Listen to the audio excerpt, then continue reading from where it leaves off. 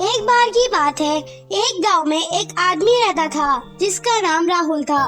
वह सुबह उठता, नहाता, खाना खाता और फिर सो जाता था। उसके पास किसी भी चीज की कमी नहीं थी। एक बड़ा खेत, खाना पकाकर देने वाली एक सुंदर सी पत्नी और 2 बच्चों का अच्छा परिवार था।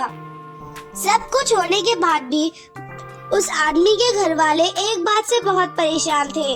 वो बात ये थी कि राहुल बहुत आलसी था। वो कोई भी काम खुद नहीं करता था और दिन भर बस सोता ही रहता था। एक दिन बच्चों का शोर सुनकर राहुल जाग गया और उसने देखा कि उसके दरवाजे पर एक बूढ़ा आदमी खड़ा है।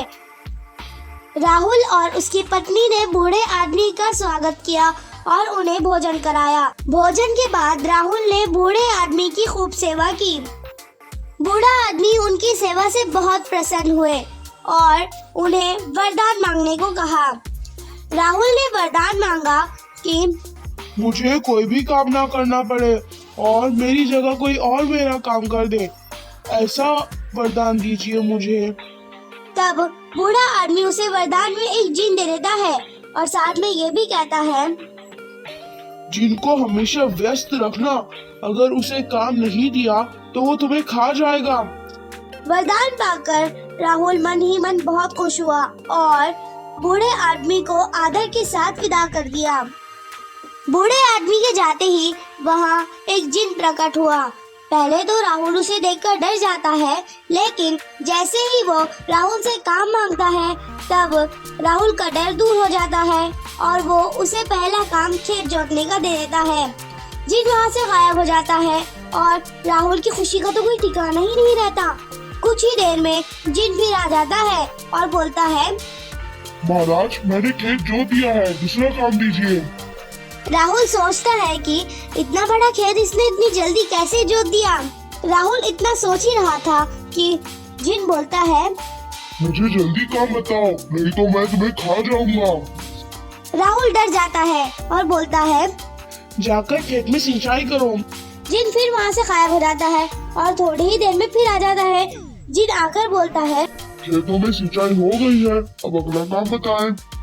राहुल एक एक कर सभी काम बता देता है और जिन उसे चुटकियों में पूरा कर देता है। राहुल की पत्नी ये सब देख ही रही थी और अपने पति के आलसीपन पर चिंता कर रही थी। काम होने के बाद जिन फिर वापस आ जाता है और फिर काम मांगता है। फिर काम लेकर चुटकियों में सुलझा देता है और वापस आ जाता है। शाम होने के पहले ही जिन ने सभी काम कर दिए थे। सब काम करने के बाद जिन राहुल के पास आ जाता है और बोलता है, अगला काम बताइए, नहीं तो मैं आपको खा जाऊंगा। अब राहुल के पास कोई भी काम नहीं बचा था जो उसे करने के लिए कह सके। उसे चिंता होने लगी और वह बहुत डर गया। जब राहुल की पत्नी अपने पति को डरा हुआ देखती है तो अपने पति से बोलती है, स्वामी, अगर आप मुझे वचन देंगे कि आप कभी आलस नहीं करेंगे और अपने सभी काम खुद करेंगे तो मैं इस जिन को काम दे सकती हूँ। अपनी जान बचाने के लिए राहुल अपनी पत्नी को वचन दे देता है। इसके बाद राहुल की पत्नी जिन से बोलती है कि हमारे यहाँ एक कुत्ता है, तुम जाकर उसकी पूंछ पूरी सीधी कर दो। याद रखना, उसकी पूंछ एकदम सीधी होनी चाहिए। ये काम मैं अभी कर देता हूँ। ये बोलकर वे जिन वहाँ से चला जाता है। लाख कोशिश के बाद भी वह कुत्ते की पूंछ सीधी नहीं कर पाता और हार मान लेता है। हार कर जिन राहुल के यहाँ से चला जाता है। उस दिन के बाद से राहुल अपने आलस को छोड़कर सभी काम करने लग जाता है और उसका परिवार खुशी खुशी रहने लगता है। इस कहानी से हमें ये सीख मिलती है कि हमें कभी भी आलस नहीं करना चाहिए। आलस करने से हम मुसीबत में भी फंस सकते हैं, इसलिए हमें आलस छोड़कर अपना काम खुद ही करना चाहिए।